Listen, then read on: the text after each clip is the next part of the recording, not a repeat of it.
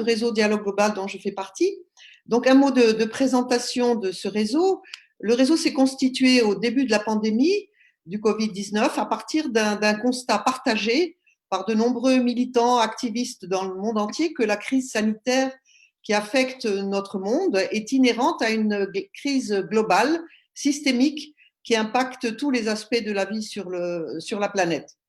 Et dans ce contexte, il nous a paru vraiment important d'organiser un dialogue approfondi entre les militants, les organisations, les mouvements sociaux du monde entier et de partager des analyses, expériences, des idées, des alternatives face à cette crise globale dans toutes ses composantes, c'est-à-dire sanitaire, sociale, économique, politique et environnementale. Nous avons donc organisé une série de webinaires, d'abord sur l'espace francophone, et puis également des webinaires multilingues autour de thèmes spécifiques liés à la pandémie, aux migrations, l'agriculture, la sécurité alimentaire, les luttes des travailleurs et les mouvements sociaux, le problème de la dette, etc., etc.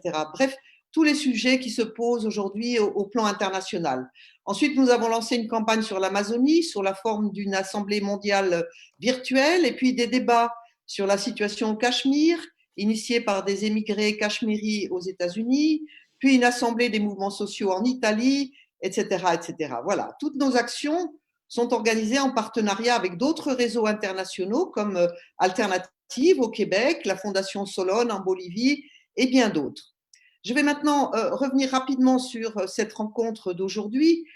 Donc, c'est la 4e d'une série de webinaires intitulée sur les États-Unis de tous les dangers, organisée par Alternative et Dialogue Global en collaboration avec la plateforme altermondialiste, les Amis du monde diplomatique et la Commission altermondialiste de Québec solidaire, tous ces partenaires que je remercie pour avoir travaillé avec nous pour ces 4 webinaires sur les États-Unis. Nous avons eu à chaque fois des invités spécialisés, notamment nord-américains, qui nous ont apporté leur éclairage pendant cette campagne électorale inédite, au passage d'ailleurs la campagne la plus chère de toute l'histoire des États-Unis, sur fond de graves tensions, en particulier sur les mouvements sociaux antiracistes dans ce pays, et je remercie tous ces intervenants et intervenantes. Aujourd'hui, nous sommes à l'heure du bilan et c'est le sujet de notre webinaire. Bien sûr, Joe Biden a été élu, mais son élection s'accompagne de nombreuses défaites pour les démocrates, car le score de Trump rappelle que l'extrême droite populiste est puissante.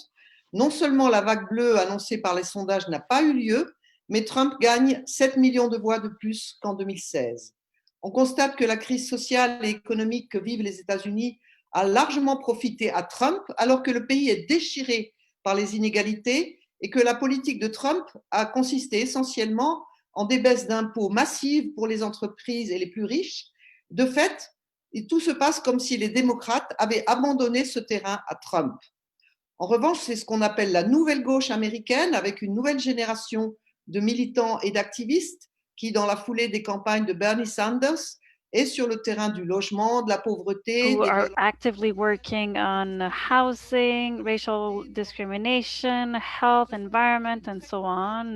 There are very concrete struggles, sometimes neighborhood for neighborhood, that have re-involved citizens in politics. And it is now time to have a dialogue, to consult each other and mobilize. I will give the floor to Monique Simard, cultural manager and producer. She is the former president of Alternative, and she will be introducing our guests. Monique, the floor is yours.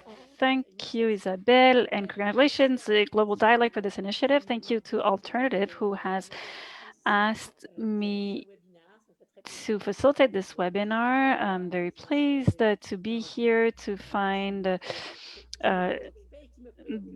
that addresses issues that have always been of great concern to me. The way this webinar will unfold is very simple. Maybe some of you were there in the other webinars. We'll have 4 panel speakers. Each of them will have 10 minutes, and I'll be very strict with the time. It really has to be 10 minutes so that we can have a question and answers period that is as rich as possible. So 4 10 minutes presentations.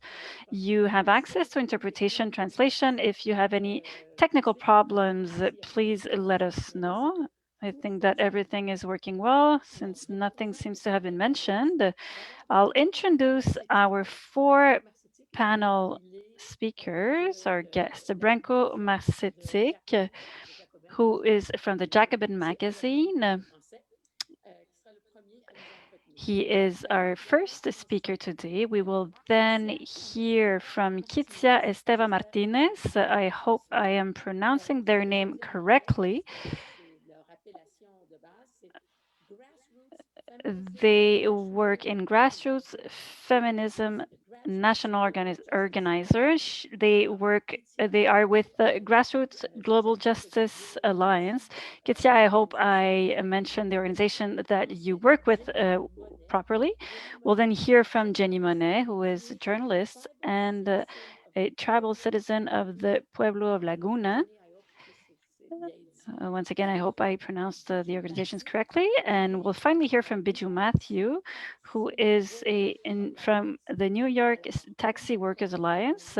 So as you can see, we have a wonderful gathering of guests who will talk about the issues raised by this historical election in the United States, particularly regarding social movements, grassroots organizations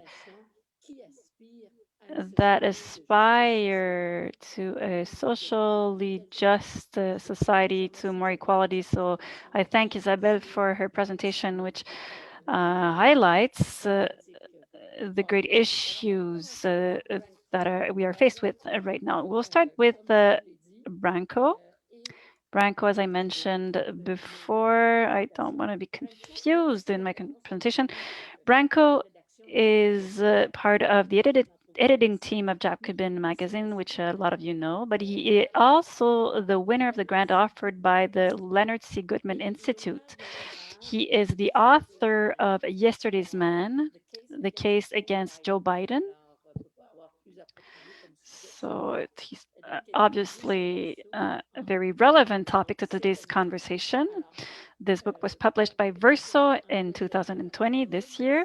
Branko is currently in New Zealand, so we thank him for being here because it's very early in the morning over there, and he got up to participate in this webinar. Branko, the floor is yours. Great, thank you. Thank you very much for having me. I will just talk briefly about the election results and about the next president of the United States, Joe Biden.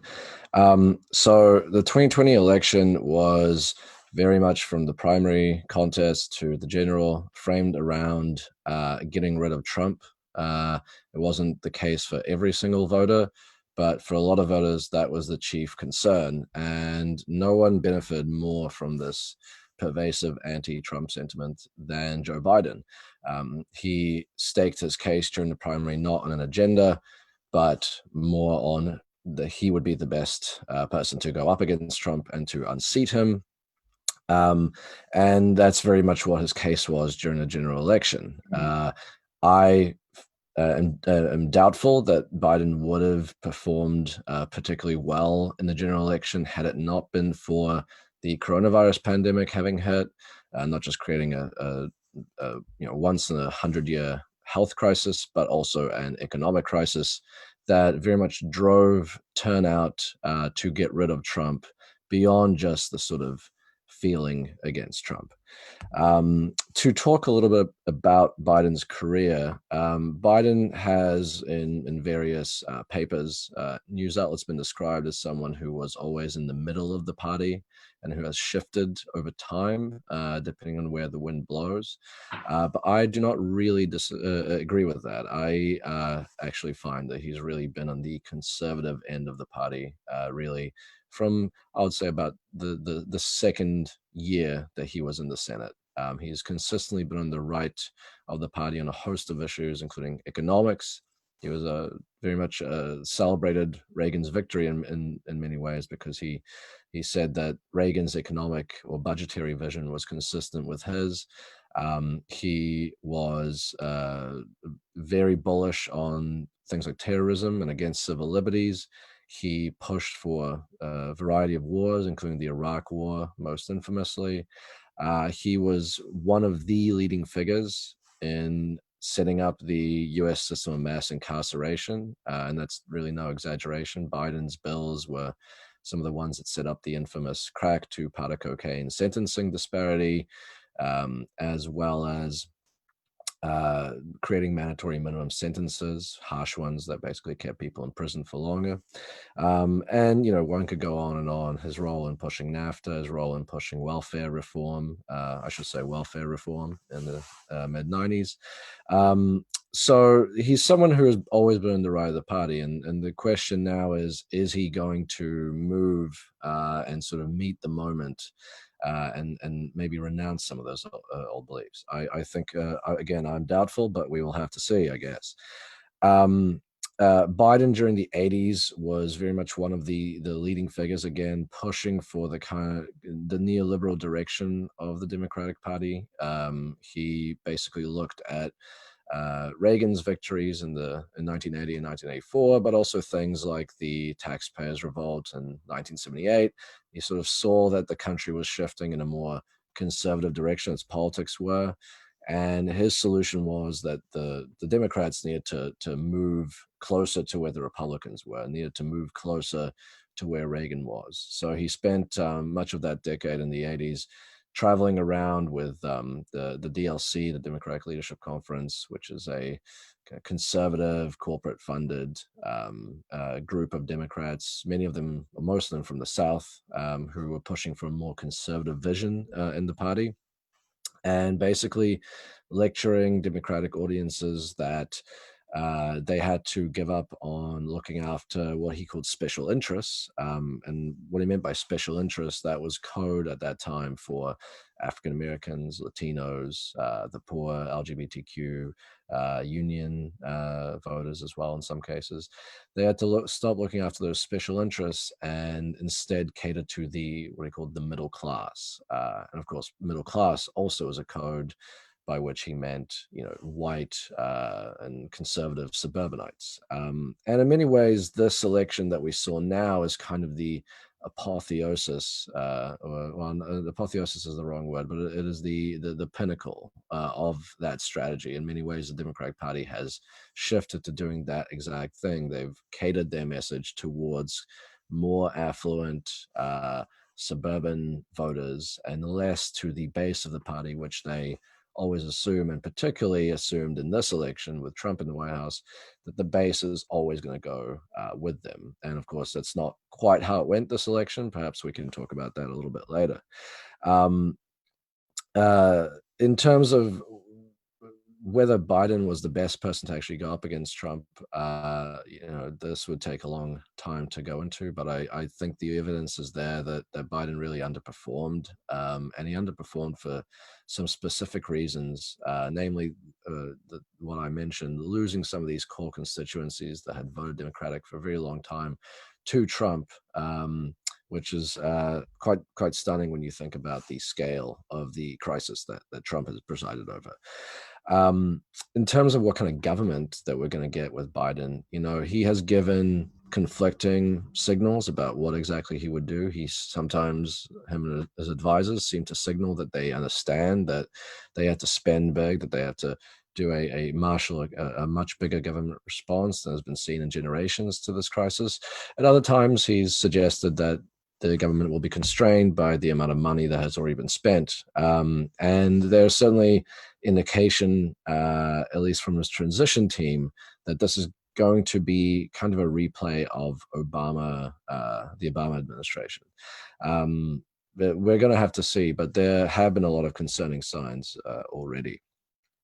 In terms of pressuring Biden, I think that the George Floyd protests of this year are a really good example of something that could shift things in a more leftward direction, even under someone as conservative as Biden.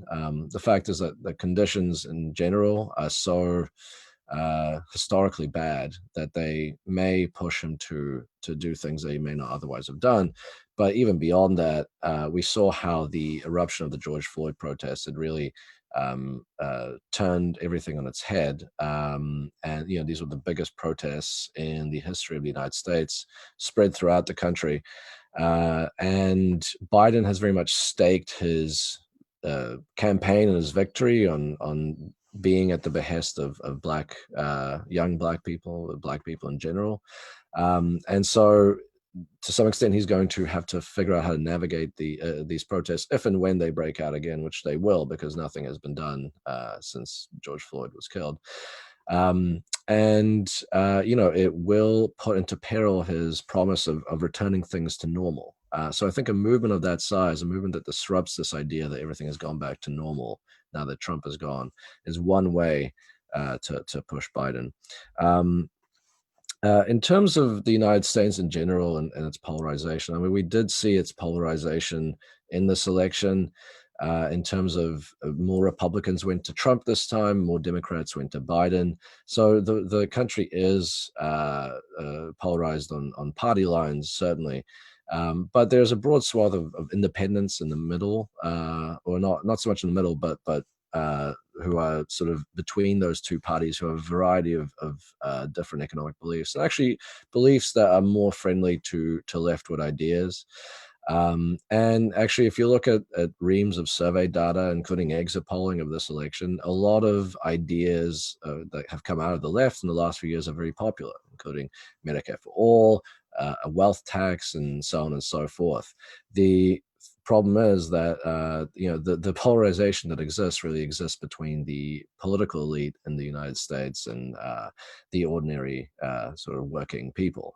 And that's I think the real polarization, is that people support a variety of policies that will never get implemented by people because, of course, they get their funding from people who don't want those things to happen.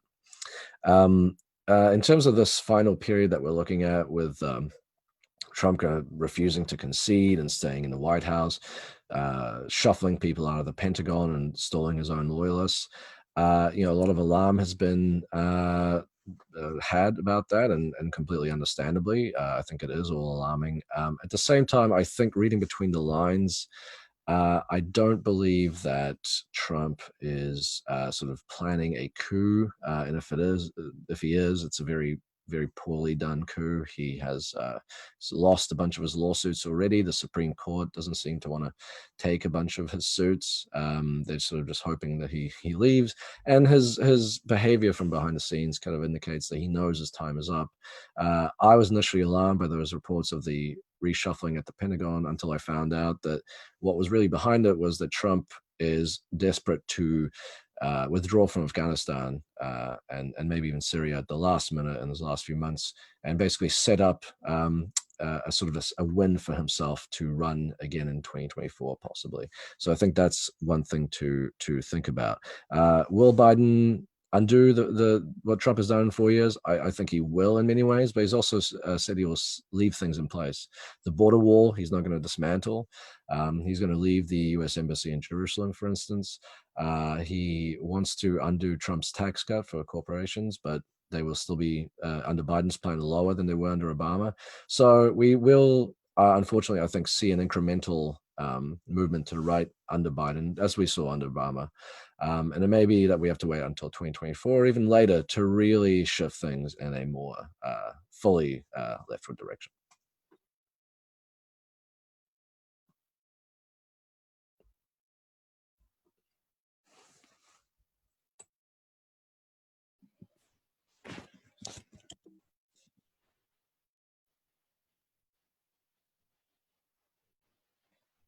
You are muted, Monique. I cannot hear anything that you're saying.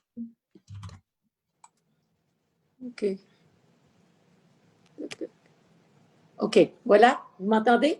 You can hear me now? OK, ça va? Merci beaucoup, Branko. Thank you, Branko. You followed the 10 minutes exactly. Thank you. So for the others, I will say like this too, when there's 2 minutes left, so that it is easier for you to know how long you have left. So our second panelist, Kitsia Esteva-Martinez, I hope I said your name correctly. They work at Grassroots Global Justice, a community organization based in California, and they are involved in the movements for defense of migrants' rights and fighting against their criminalization for 10 years already. She has a trajectory of 17 years working in social justice movements in the United States, and she arrived from Mexico as a youth. So I'll give the floor to Kitzia.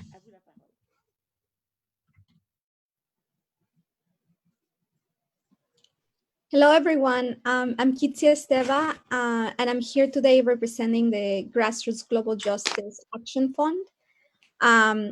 I want to first name that the election results are absolutely a popular victory.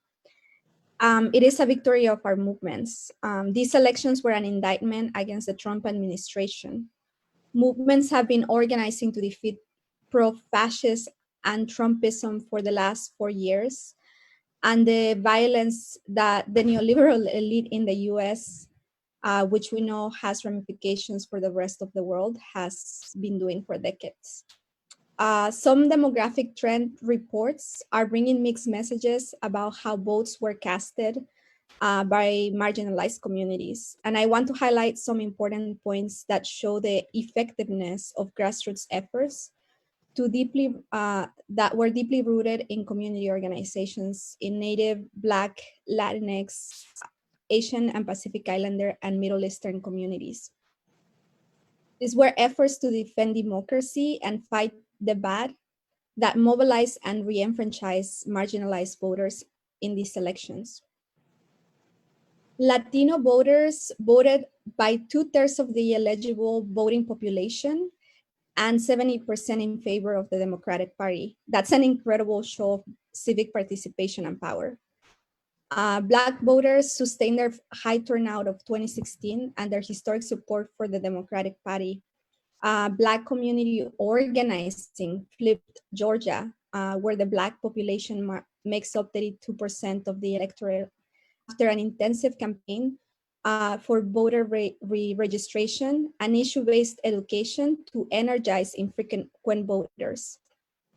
Native voters voted in large numbers, both against Trump and to advance progressive politics for the general election and in their tribal governments. Even though Biden didn't win Florida, several grassroots organizations coalesced to do voter education and prioritize engaging Black and Latinx femme voters. The rising tide engaged voters in the issues that matter to women and LGBTQ people and motivated people to pledge to vote for grassroots feminist values in the elections. Florida raised minimum wage, which will be gradually raised from less than $9 to $15 an hour by 2016. Our movement's new reproductive rights, LGBTQ rights, ending deportations and closing the detention camps, decarceration, and stopping state violence were all in the ballot. The care economy and a chance to survive the pandemic by investing in the healthcare and the vital social welfare infrastructure we are needing were all issues in the ballot at our local levels and encapsulated in this presidential election. As an organizer, I'm most grounded in the feminist abolitionist movement and migrant movements. And I want to celebrate the powerful work done in Arizona over not just the last few months, but over more than a decade to transform the Latinx electorate and flip Arizona. We organizers have been fighting since 2010 when Arizona passed SB 1070, a law that allowed law enforcement to inquire about the immigration status of migrants and detain them. During that time, migrant rights organizations set out to push back against SB 1070 and call on the rest of the immigrant rights and racial justice movement to be in solidarity. Because of sustained mobilization and organized court battles, we forced the Department of Justice to take action, and eventually a Supreme Court ruling in the summer of 2012 took away SB 1070's teeth. And the Arizona migrant movement continued to fight against law enforcement entanglement with mass deportations and state violence. In 2016, for example, Maricopa County voted out Joe Arpaio after 24 years. And Sheriff Arpaio was infamous for his racist practices of racial profiling and violence against inmates under his care. The night they won, the migrant justice organizers who fought an electoral counter campaign called Basta Arpaio declared, "Trump, you're next." And they set out to do the work the following years to combat anti-immigrant legislations in the state of Arizona. And they built the electoral power that has delivered results in this decisive state against Trump in this election. GGJ Action Fund is now connecting with the Frontline. The Frontline is a new initiative from the Working Families Party and the Movement for Black Lives Electoral Justice Project that aims to forge a Black-led multiracial coalition that can carry forward the energy of the recent uprisings, the largest social movement in the US history in both electoral and non-electoral forms. With the Frontline, we are training a new muscle as a progressive bloc to electoralize left grassroots movements. The Frontline developed mass phone bankings and text systems with hundreds of thousands of volunteers to defeat Trump and encourage early voting, and train voter defense teams to prevent voter suppression in battleground states on election day. A working class, multiracial left front is what we need to continue to invest and to be able to contest for power as a bloc with the new administration. The Frontline is clear that this election we were organizing ourselves to elect our next opponent, to cast aside white supremacist and white nationalist and pro-fascist politics of the Trump administration, and to live to fight another day, even harder against the neoliberal forces. We are building these fronts as a vehicle for resistance to neoliberalism, but also as an instrument for our left forces to cohere so we can make bolder systemic demands, and ultimately to take on transformative policy battles to win the BREATHE Act, the Green New Deal, and the Tribe Agenda, and to win lasting transformation. We will continue to be vigilant and organize against a wild card Trumpism, which might become even more volatile outside of the White House. And we will push back against the pandering of the right we are already seeing in Biden's narrative of who elected him to office. In 2020, 2020 has been absolutely a catalyst for more mass struggle towards a better future. Everyday people are realizing how linked we are to each other's survival. The pandemic is uncovering just how vulnerable we are and how disposable our lives are to the capitalist economic system that dominates this country and the world. The indignation at the disproportionate mortality in Black and Brown communities in the US because of economic marginalization and state abandonment during this pandemic will continue to shake the mass consciousness of our communities. I want to celebrate the powerful uprisings that took place in the last several months to defend Black lives and the incredible work of Black abolitionist feminists they have done to push to transform localities, from marching in the streets to moving audacious campaigns to defund police departments all over the country. This vibrant Black organizing will continue to be a catalyst for Black and multiracial mass mobilization and large-scale transformation for years. And we're excited that the squad is expanding to welcome Cori Bush and Jamal Bowman. We celebrate these new progressive additions to Congress, and we know that the squad is still a minority. So we will be increasing our campaign mobilization to win movement demands to immediately better the conditions of marginalized communities. The work that popular movements are doing right now is to sustain the fight for the next administration, because we are in a national and international state of urgency.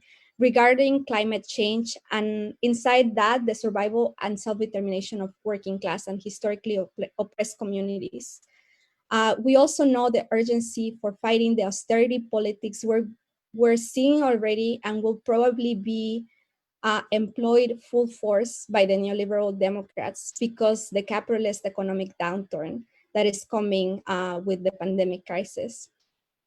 So in the first 100 days, we will be pushing for demands that our movements have been fighting for decades.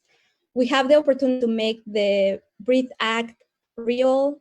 This visionary bill divests our taxpayers' dollars from brutal and discriminatory policing and invests in a new vision for public safety, a vision that answers the call to defund the police and allows our communities, especially Black communities, to finally breathe free. And we have the capacity to pass a Green New Deal as a series of federal legislations to invest in anti-racist, feminist, regenerative economy and build the economic transformation from the ground up that prioritizes the care economy, jobs, and our healthcare system, prioritizing investment in zones who have been historically sacrificed because of environmental racism, and investing in energy democracy and the economic self-determination of Black, migrant, and Native communities. We will continue to push for a real people's bailout, not a corporate bailout. Voilà. Merci beaucoup, beaucoup. Kitzia, toi aussi, tu respectes ton temps. Merci Thank you beaucoup. very much, Kitzia. You respected the allotted time. Also, thank you very much for your presentation. I'd like to remind you all that you can use the chat window in the Zoom to ask your questions. So depending on if you're on a computer or a tablet, it might be on top or at the bottom, but there's a little window for the chat where you can put comments and questions as the webinar moves on. Also, if you have technical issues, contact the person in charge of the technical aspects. Without further ado, we will move on to our third panelist, Jenni Monette. She is a journalist and member of the Pueblo Laguna tribe, and she does reports on Indigenous rights and injustices in the United States and around the world. So there's a lot to cover. And she also founded a weekly that is called Indigenously. So Jenni, the floor is yours. Merci, Monique. Bonjour, my name is Jenni Monet. I'm a journalist and the founder of the weekly newsletter Indigenously, as Monique has kindly mentioned. And it's an honor to be here today. Thank you to Alternatives for providing this space to discuss a group of electorate and a special electorate here in the United States that often gets overlooked. That has really been central to a lot of my reporting this historic election year, 2020, one that I think will go down in history for marking many firsts, many historic flips of states that have long been held conservative, and for Indian country, what we call for the vast, expansive lands and connecting our tribal communities, 574 federally recognized tribes here in the United States. It is also reflective of a historic voter turnout that we've seen take hold and shape across the country. I think the statistic now is that this is the largest voter turnout since 1906, I believe. And so when you look at that timeline and you look at the struggle for voting rights historically for marginalized peoples, women, people of color, and certainly that includes Native voters. That's kind of where my attention is right now in my reporting as I write about the Indigenous electorate and its contributions to the outcomes that we're now seeing in a President-elect Biden-Harris administration. Where I am most interested in is the data that we've been poring over stemming from the state of Arizona. As Kitzia kindly remarked, Arizona is, like Georgia, is one of the 2 conservative states in the United States that went from red to blue. These are historic conservative Republican strongholds. And in Arizona, the statistic there is that they have this is only the 2nd time that they've elected a Democratic president in 68 years, since 1952. The only other president that was able to break that tide was Bill Clinton in 1992. And so this is, and to be sure, even though the state has shifted politically, Arizona, it still largely remains purple. The Biden leads at the latest tally was only by a 0.03 percentage points, to give you a sense of just how razor thin that victory is for him. And I think that speaks directly to the kind of mobilization that Kitzia has illustrated for us in the mobilization that took place among Black, Latinx, and Indigenous electorates across the country.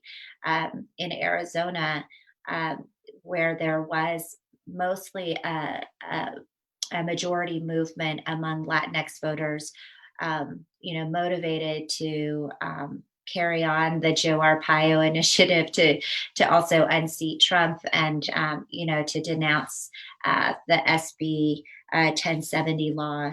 That law, which is also a racial discrimination law, was not separated from Indigenous peoples who were also roped into that mix as brown people. I've reported on that in the past, how SB 1070 wrongly and unlawfully deported in quotes Indigenous peoples into Mexico because they were perceived as being not citizens of the United States, and certainly not Indigenous citizens.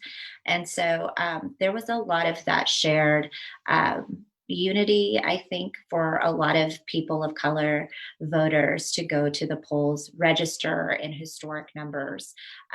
We've been, as I said, at Indigenously, poring over the data of just Arizona because it is so emblematic of, I think, the Indigenous electorate overall, small but significant in having a real impact at canceling out white conservative votes, for instance, in battleground counties like Maricopa, like Navajo County, Apache. We focused on 5 of the most heavily populated Indigenous counties in Arizona. And what we found is that, particularly in Navajo County, it's one of the 3 counties that straddle the Navajo Nation, the largest Indian tribe in the United States in terms of land mass and also population. And in Navajo County, historically, it has been one of the most leading counties in Arizona to work to disenfranchise Indigenous voters when it comes to literacy laws, challenging Citizenship Right Act of 1924. I mean, the history of the voter suppression is as long as an Arizona statehood. And so when you look at a county like Navajo County, it is symbolic for its historic sense, but also in the data that we're seeing right now, where you had an Indigenous electorate that, first of all, had about a 5% increase in voter turnout. So it's not that huge of a jump, but what you saw is that in terms of margins where voters last election in 2016 voted for Clinton, they jumped dramatically in terms of voter turnout for Biden, in terms of Democratic votes. And so what we've interpreted that to mean is that it's canceled out a lot of the votes of their white neighbors in this checkerboard county, where there's just a lot of polarizing history there between Indigenous peoples and their white neighbors. A lot of the strife that I think sends voters to the polls overall around people, issues important to people of color. Another thing that Kitzia was talking about, policing in America, looking at, and which has now become very heightened in this time in the aftermath of George Floyd's murder. And, but also, just laws and policies that have directly been intended to marginalize people of color. And we see that in a state like Arizona, like no other, to the point where even in illegal battles that Natives have routinely had to go and fight into court, time and again, it's been found that Arizona is one of the most discriminatory states when it comes to disenfranchisement on people of color, voters of color. And so I find that Arizona is a fascinating doorway to kind of discuss a lot of the narrative shift that I think this general election in the United States represents. For Indigenous peoples who are often seen as some of the most vulnerable Americans, I often write about how we treat the most vulnerable as a gauge for where we are for the health of our nation or as our society. And I have to say that under Trump, Indigenous peoples were, one, politicized by Trump on more than one occasion in terms of hollow advocacy proposals around Indigenous violence initiatives. Say, for instance, there's this movement around missing and murdered Indigenous women. And so he often used that as a platform to showcase some kind of support for people of color. But then at the same time, he would work to dismantle trust relationships with tribes who, by treaty, have these longstanding sovereign identities. I'm thinking of the Wampanoag tribe in Massachusetts that is hanging on by a thread of being what we call terminated as an Indian tribe. There have been attacks on some of our sacred sites, including Bears Ears, which is threatened to lose its protection. Those are the Indigenous homelands of my relatives. And so that's an issue that's very close to people of the Southwest, where, it's very much a sanctuary for us. And to see that is under consideration in the Trump administration for natural resource extraction and all kinds of other energy development is just has really set the tone at an early stage with President Trump, who, if you recall, the first week while he was in office, reversed the Obama administration's decision to stop the Dakota Access Pipeline construction project. And so when you look at his introduction into American politics where Indigenous realities are involved, what happens to the land, the environment, a politicization, as I said, of our realities on the ground without any real kind of significant, earnest attention to that, I think is what also led voters to vote for Biden. In Arizona, again, the gauge we have is about anywhere from 55 to 80% of voters cast their votes for Biden. And I think it just speaks to what we've all been discussing here as we look forward and what we can expect in a Biden administration. And I think that Native voters are hopeful as we move forward in that direction. Thank you so much. Merci beaucoup, Jenni. Merci. Thank you very much, Jenni. I remind you that if you have questions or comments, there is a chat box, a conversation box, where you can write comments and questions, depending on the device you're using. Without further ado, our last panel speaker, Biju Mathew, is a co-founder. Hello, Biju. He is a co-founder and member of the executive committee of the New York Taxi Workers Alliance. He's a secretary for the National Taxi Workers Alliance, which was linked to the FL-CIO. He is also president and director of National Alliance of Feaatw. He is an associate professor at Rider University. He teaches information systems in American studies. He is also the author of Taxi, Cabs, and Capitalism in New York City, which was published by Cornell Presses in 2008. He is also the author of many articles that address the connection between politics, the economy, migration, race, and labor rights. Biju, the floor is yours. Thank you, Monique, and thanks to Alternatives and to all my co-panelists. I think, as all my co-panelists have already articulated, I think we're dealing with a fairly complex situation in terms of what is going to be coming out of what certainly can point to as a historic election, and what the next 4 years will bring, and I'm almost beginning to take a frame in my head, which is what's going to happen in 2024. And I'll come back to why that frame is so important for me already to begin to think about 2024. So I want to start by asking a very simple question, which is, we saw 4 years of Trump administration. We saw, a lot that was going wrong through the entire period of the 4 years. And we saw, we saw the emergence of the second uprising of the Black Lives Matter movement post the murder of George Floyd, and we saw, a period running into November 3rd, all sorts of polls showing, or at least predicting, a very significant Biden victory. The numbers, even adjusted for some of the mistakes that claimedly all the pollsters made in the previous 2016 election, still showed Biden to be quite a clear winner, etc. And yet there is a clear sense now that the numbers were wrong, that very few people got the numbers right. And so I actually want to pose that as a puzzle question as to why people got the numbers so wrong.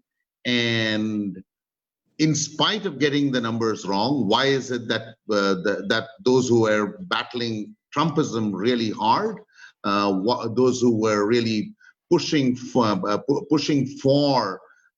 creating that political space that would be necessary to advance any agenda by getting Trump out of office, how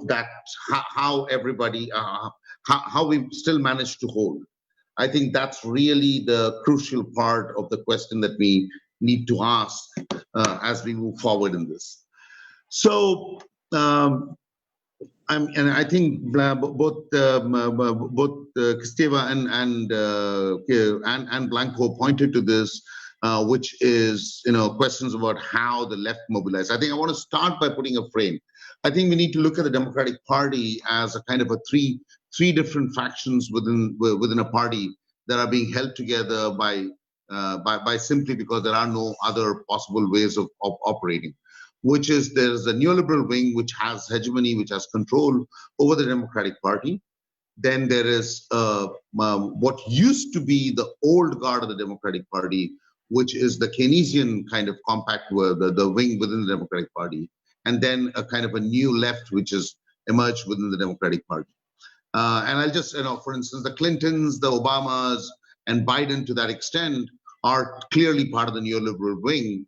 The people like Elizabeth Warren would be part of the older Keynesian wing, and then you'll have, of course, Sanders, etc., who are part of the left wing. And Biden used to be a person who could straddle both the Keynesian and the neoliberal, and that's probably the reason why he was the vice presidential choice for Barack Obama in 2008. So, what we were hoping for over the last 4 years was that the hold of the neoliberal wing within the Democratic Party would begin to start falling apart, and you would begin to see the emergence of the left and the Keynesians in some kind of a compact taking control over the party. Come 2020, we didn't see that happen, right?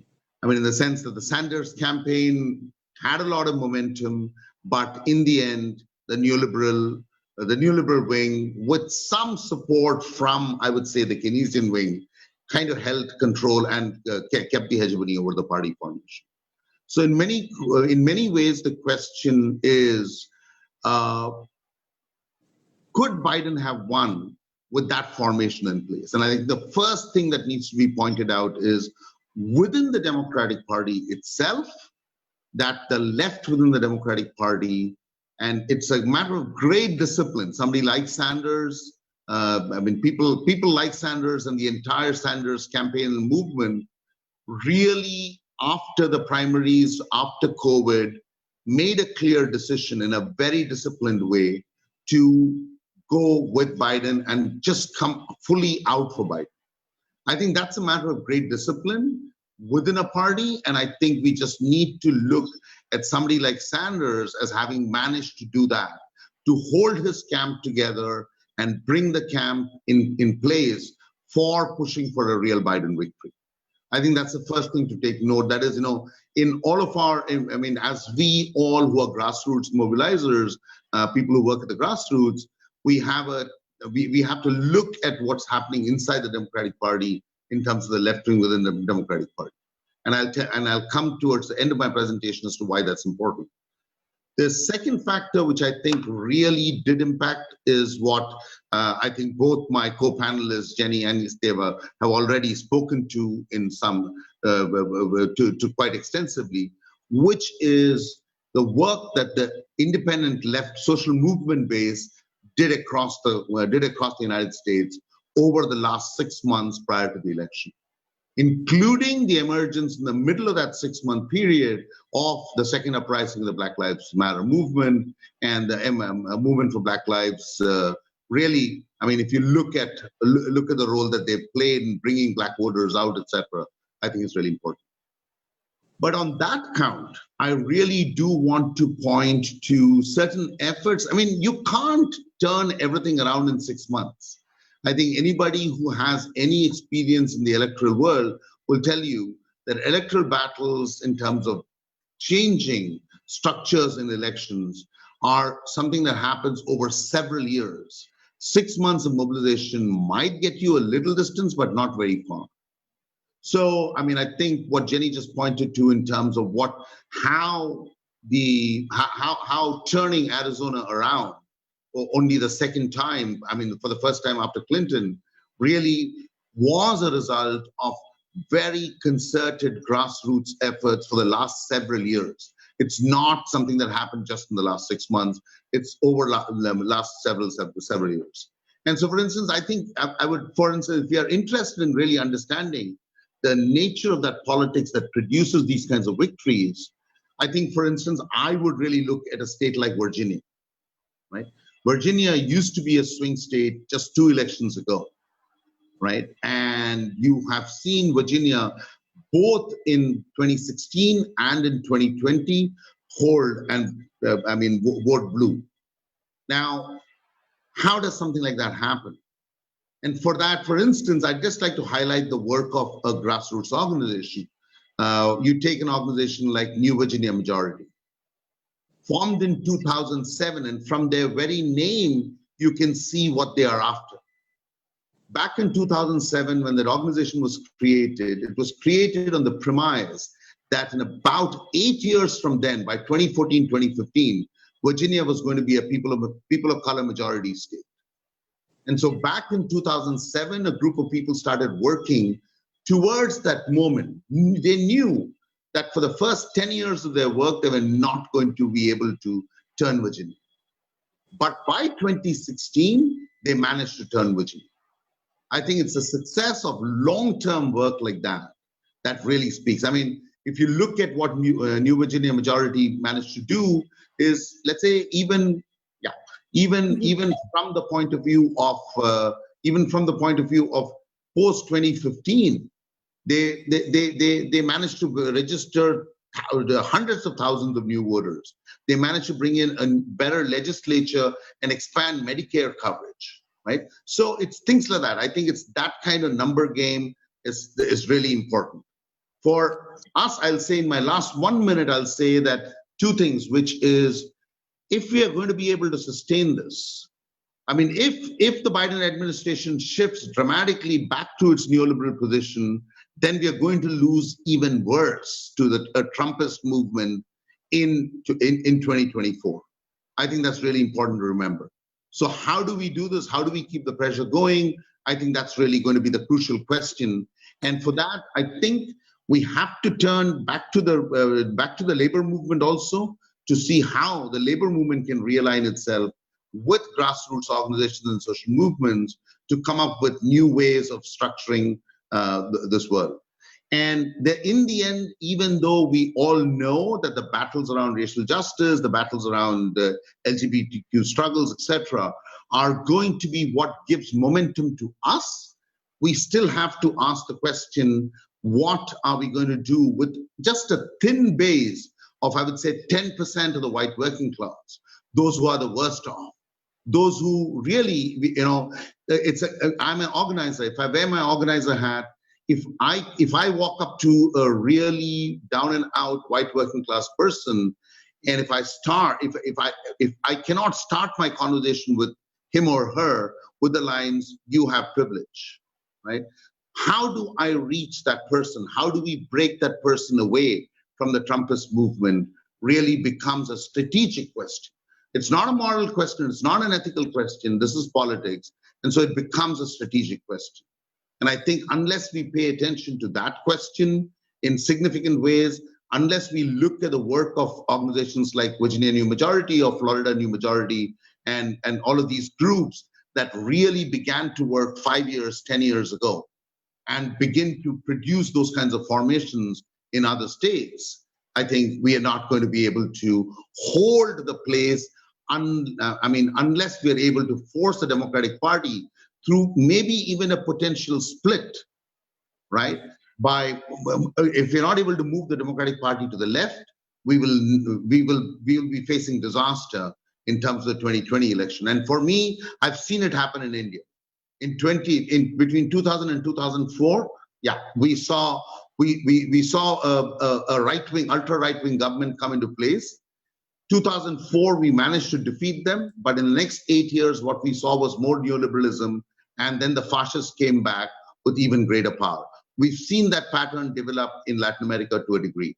And so we really have to watch out for that in the next 4 years. Otherwise, in 2024, we'll be in a lot of trouble. Thank you. Oh, merci beaucoup, Biju. Je veux remercier les 4 panélistes. Thank you very much, Biju. I thank all 4 panelists because you've each brought your own perspective about this topic that you've been invited to speak of. And of course, each of you could answer the others. I already have questions from the public, and I would ask each of you, when you wish to answer, to raise your hand. You see it on the symbols on the bottom of your screen. There's an indication to raise your hand, so it'll help me know who wants to answer the question. If you already want to react to the others' presentations. I have a first question that came in. La gauche a fait des gains. The left has had gains in the elections in certain states and also at the local level. We know that California, New York, Chicago. So who would like to talk about this gains by the left? We spoke a lot of the presidential election of Biden that had most of the attention, but there were also other elections that happened in November. So who would like to say something about this? Branko, the floor is yours. If anyone wants to add to whatever I say, of course, they should. Just vous pouvez intervenir quand vous voulez. Wrote recently about this, so it's fresh in my mind. Yeah, I mean, there were actually, when we talk about the left electorally, there were actually a lot of important victories. in Los Angeles City Council.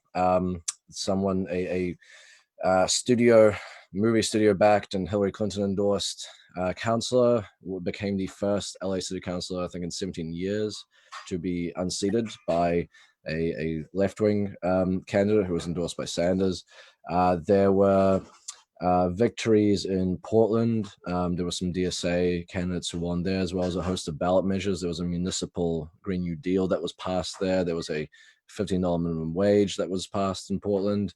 There was also in Florida, even though Trump obviously won Florida, and he won it really on the back of his own massive mobilization that he did, his own ground operation, and really very much kind of taking advantage of the fact that the Biden campaign had decided to not do really any door knocking in the state until very, very last minute.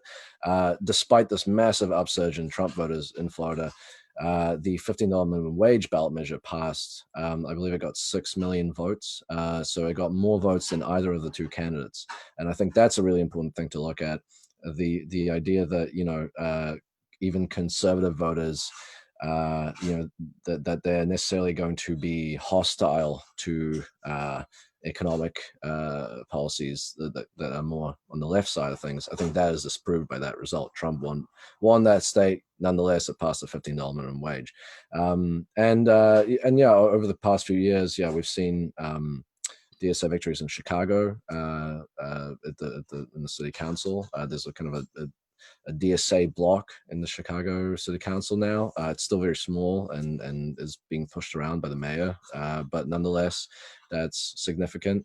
Other victories that were had, there was, I believe, DSA candidates won in Pennsylvania, in the Pennsylvania State House. So there's going to be a kind of a caucus, a DSA caucus there as well.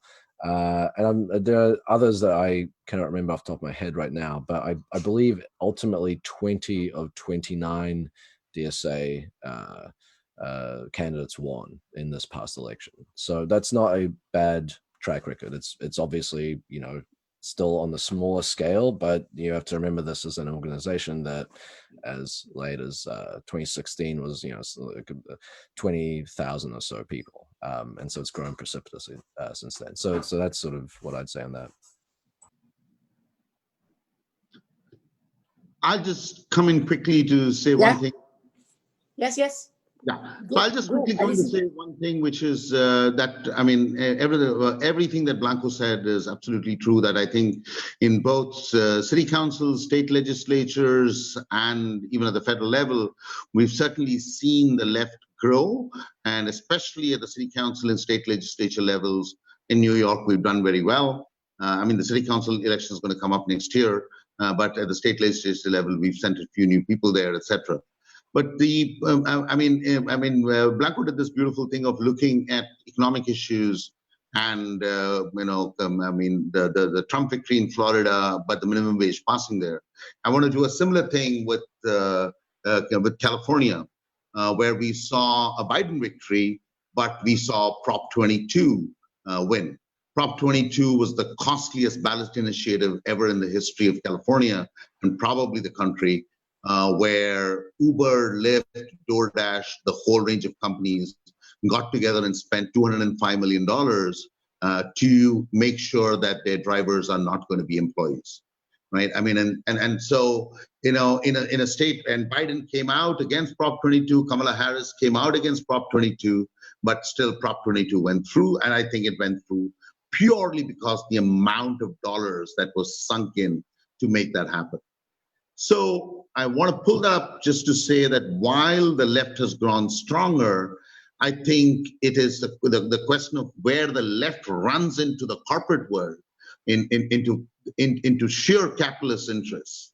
I think there is the next big challenge. That's the frontier that we'll have to kind of end up challenging in the next 4 years and force Biden to reckon with that. That's going to be the big challenge.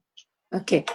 Il y a aussi Kitzia qui veut intervenir. Je veux juste vous rappeler, On a... We also have Kitzia who would like to say something. So just so that you remember that we have until 2:30, which leaves us about 25 minutes for the debate. But I'll give the floor now to Kitzia, and then we'll come back. There are questions on the international level also. Been focusing the questions more on what's going on in the United States with the left, and then we'll move on to the international. So the floor is yours, Kitzia. Yes, thank you, Biju, for that that particular assessment. I think a question I'm asking myself. I live in California. I'm in Ohlone land, Oakland, California, and I'm inside migrant and abolitionist movement work here in California, but also as a national organizer.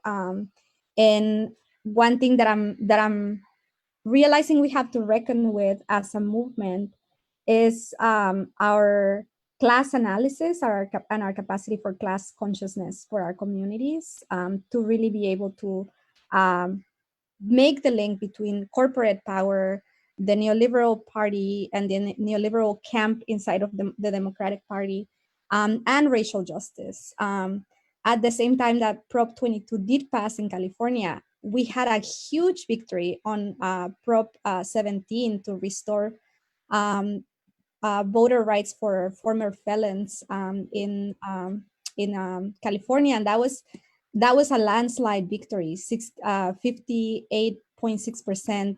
When we know that the hegemonic consciousness of people is like, don't support people who are formerly incarcerated, it's a huge deal to have that kind of a landslide victory, and it is a reflection of the transformation that we've been doing around racial justice consciousness, and the understanding of criminalization that has targeted Black and migrant communities in California.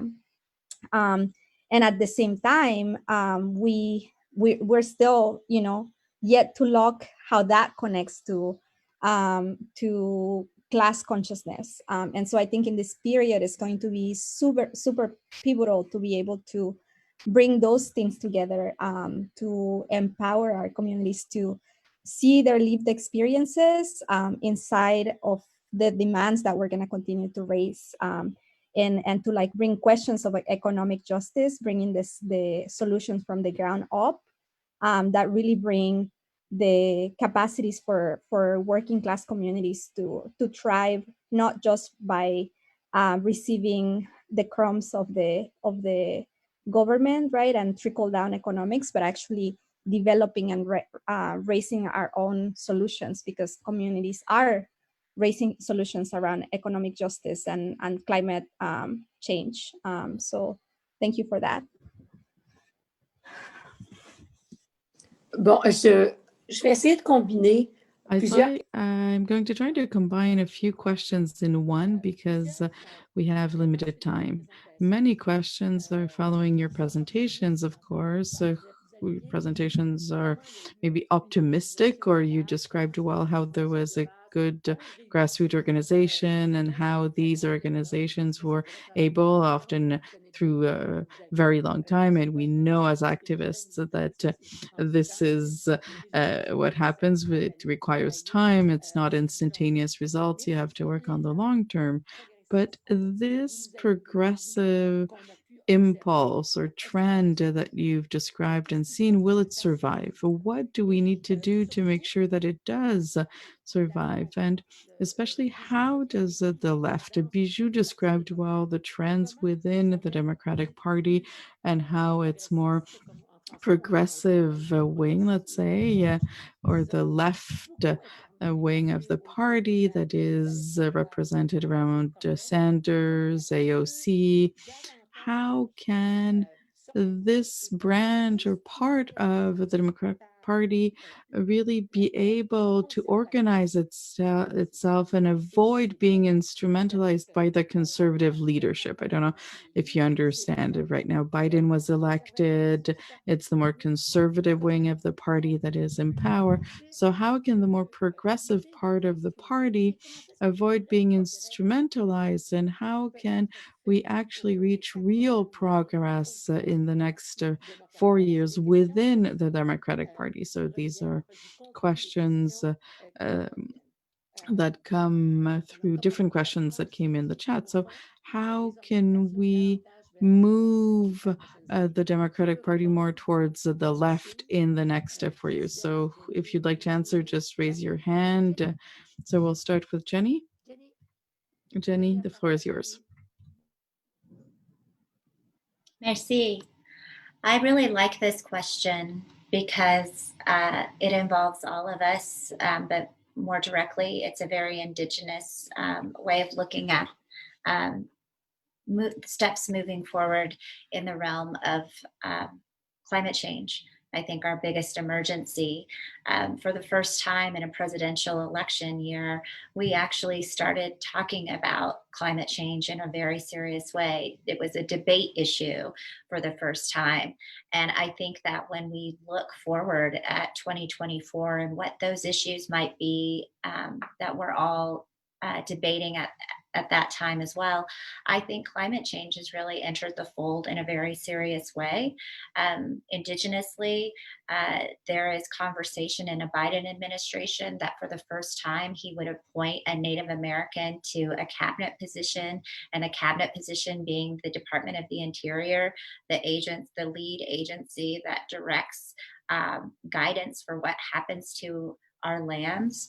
The Department of the Interior, if you don't know, has been systematic about rolling back Obama-era policies to protect our most pristine lands in the United States, particularly in Alaska, which is considered the ground zero for climate change.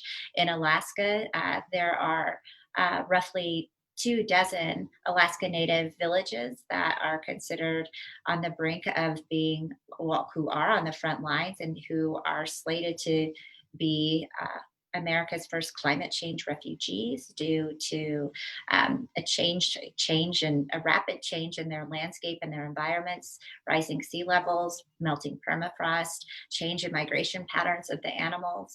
It's all happening right now. And I think that from an Indigenous perspective of appointing someone like a Deb Haaland to lead the Secretary of the Interior to start shining a light on what I consider our biggest emergency right now.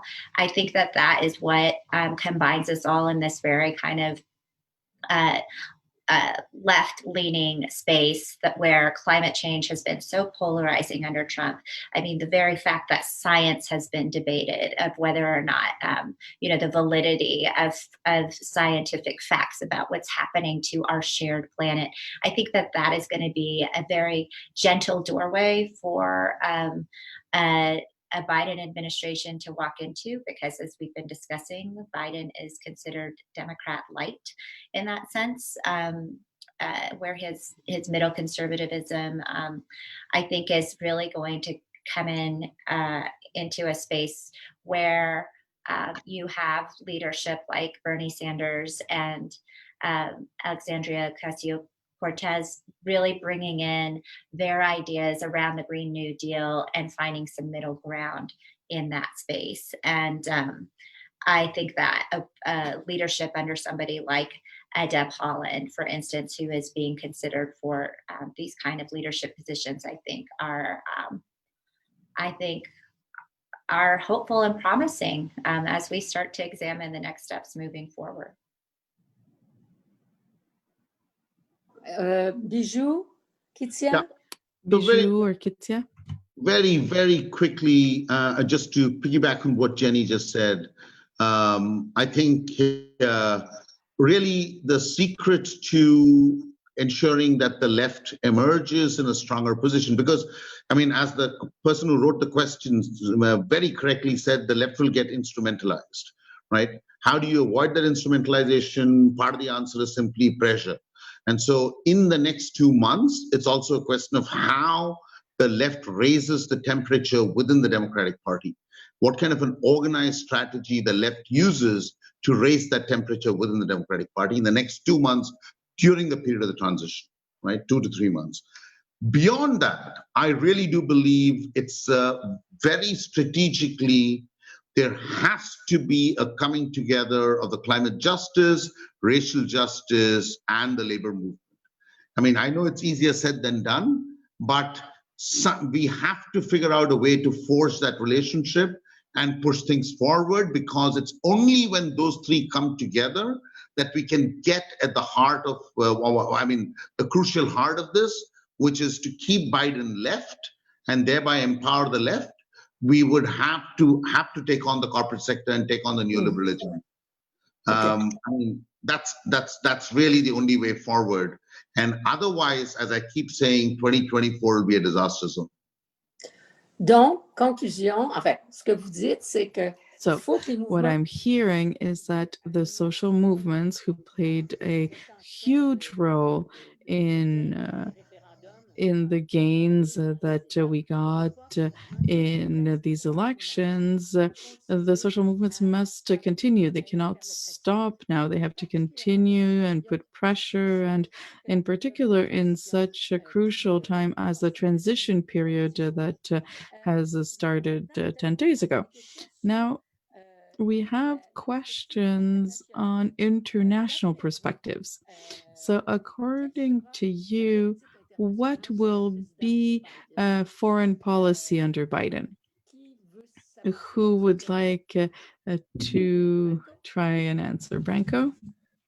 Yeah, I think foreign policy is probably going to make a return to what the Obama administration was. The difference that Trump brought, obviously he injected this kind of xenophobia into policy with the Muslim ban and also sort of erratic element to his leadership, the kind of threats to NATO members to stop paying dues and his exit out of the TPP and just sort of general kind of behavior that people found kind of unpredictable and difficult to understand.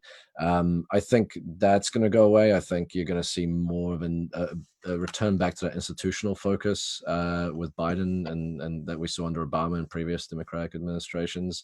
I think you'll see, possibly Biden tried to re-enter the TPP. He's talked about how he wants to renegotiate it, and actually the TPP signatories put in a clause initially when Trump got out to basically say that they would leave the door open for the United States to return. So that is definitely on the table. But, so there will be some differences, but I have to say that I don't think there's going to be that much of a difference really in the grand scheme of things. I mean, I think there was a lot of continuity between the Obama administration and the Trump administration in terms of, say, the war on terror. The Trump kind of escalated, but ultimately it was really, he was doing the stuff that Obama was doing, drone bombing various countries and sending special forces teams in to assassinate people and the like.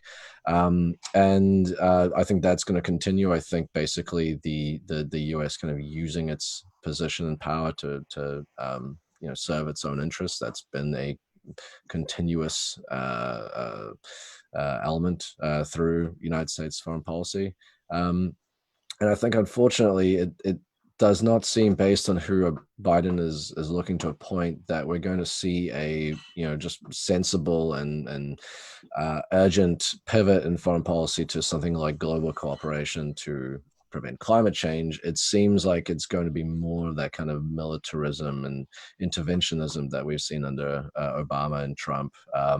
The pivot, kind of organizing foreign policy around confronting China, possibly around confronting Russia. I think that's basically going to continue, unfortunately. You look at Michelle Flournoy, for example, who Biden is almost certainly going to pick as Secretary of Defense. She's very instructive. So not that much change as we would hope, but I think some of the more crazy elements of Trump's foreign policy that we've seen will probably go by the wayside. OK. Kitzia, voulait aussi intervenir sur le sujet? Kitzia also wanted to say something on the matter. Yes, Kitzia, the floor is yours. Yeah, I think the question of militarism, it's pivotal in our times. The Grassroots Global Justice Alliance were part of a new feminist peace initiative from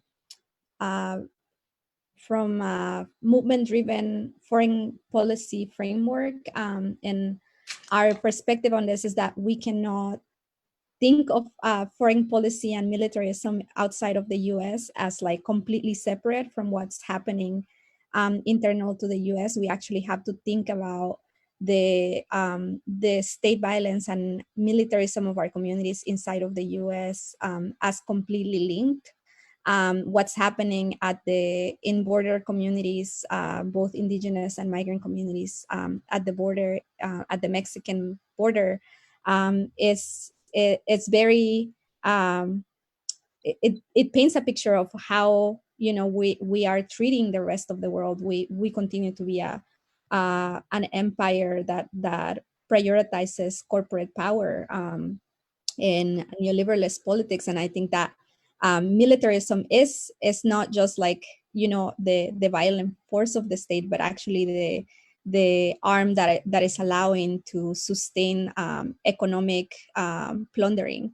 And so in the middle of that, we have to recognize, and for the peace movement in the US to recognize the importance of sustaining not just solidarity, but like transforming to feminist politics around how we push back in the new administration with all the things that Branko was just predicting, that we're not gonna limit ourselves to like what we predict. We're gonna be demanding different ways of relating to the rest of the world, and our siblings across the globe are expecting us to do that, and we're very much in solidarity with us through these few months of battle to gain this victory. So we are going to be, you know, condemning moments in which the U.S. is intervening somewhere else, but we're also going to be launching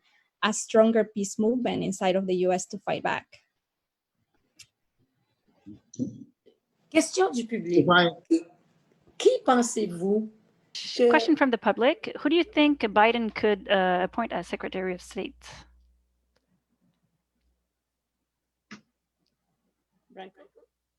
I mean, one name I've heard being floated around is Tony Blinken, who was from the Obama administration. He is, I think, the founder of a firm called West Exec Advisors. It's actually the same firm that Michelle Flournoy, who I mentioned just before, who was tipped to be Secretary of Defense. It's the same firm that she's at. And basically, West Exec Advisors, as it's called, is this...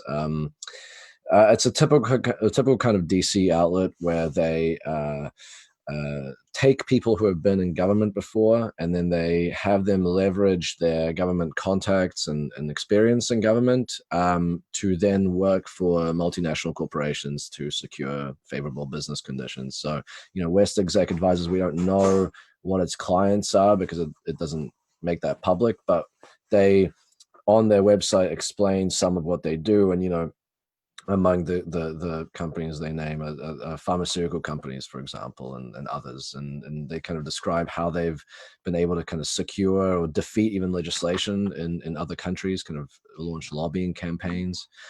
So the reason I'm going into West Exec Advisors, I think it kind of gives you an idea of what, if Tony Blinken is from there, it kind of gives you an idea of what might be shaping his worldview. You know, I think it might be naive to believe that the private sector interests of the people who serve in government and then go back out again are not in some way influencing their decision-making when they're actually in government. So that's one name.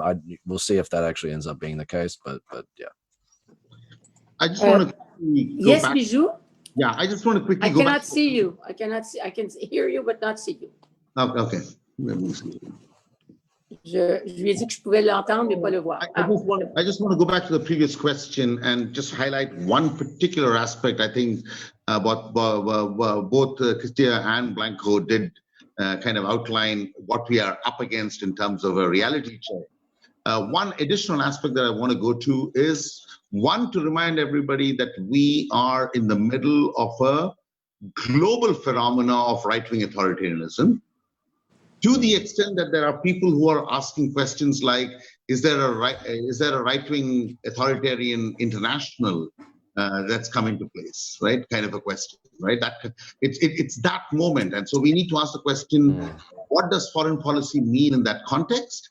And I want to go to a micro aspect of it for a moment. That's because that's part of the battleground that I am on, which is under conditions of multiculturalism, we've had a situation in the US wherein in many quote unquote ethnic groups, religious groups, national groups, we have an ultra-right that is connected to the ultra in their home countries or home spaces that have entered the Democratic Party, right? So for instance, the Hindu right wing, which is completely tied to the fascist project in India, is within the Democratic Party as a minority, right? As a minority using the multicultural frame, and organizations like the Hindu American Foundation have contributed to the Biden election efforts. They put money into it, they paid at PSCs, and they position themselves as minorities and talk a liberal language here. But they are going to be the people, they're not going to be at the level of Secretary of State or this or that, etc. But one rung below, two rungs below, they are the ones who are pushing to get into.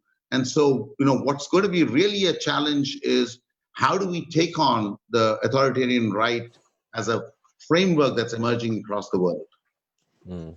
Mais merci beaucoup, Biju, parce que c'est vraiment un point de vue extrêmement intéressant. Une réalité auquel Thank you very much, Biju, because that's a very interesting point of view, a very important reality. We are coming to an end. The webinar is coming to an end. I want to thank deeply our four panelists from all over the world, New York, California, Arizona, and New Zealand, of course. I want to thank all the participants. This concludes a series of webinars that were organized by Isabelle. I don't know if Isabelle wants to say a few words, closing words at the end. So Isabelle from Global Dialogue, that is behind this the initiative of these webinar series. Isabelle, would you like to say a few closing remarks? I don't see Isabelle and I can't hear her. Maybe she left us. So I will end with this. I wish to thank Alternative, the interpreters, everyone who organized this webinar. And I wish us, progressive forces, no matter where we are in the world, no matter what sector we are in, no matter what identities we hold, I wish us to be able to continue to work together, but also to move forward. And one thing that we all know, because each and every one of us has done grassroots work, we all know that social movements are crucial, and we must keep going and not abandon the struggle. No matter what the political successes we see, we must always remember that grassroots work will always be a guarantee of a victory. So I wish to thank you all and I wish you a good day. Thank you so much. Thank you. Merci. Thank you. Bye.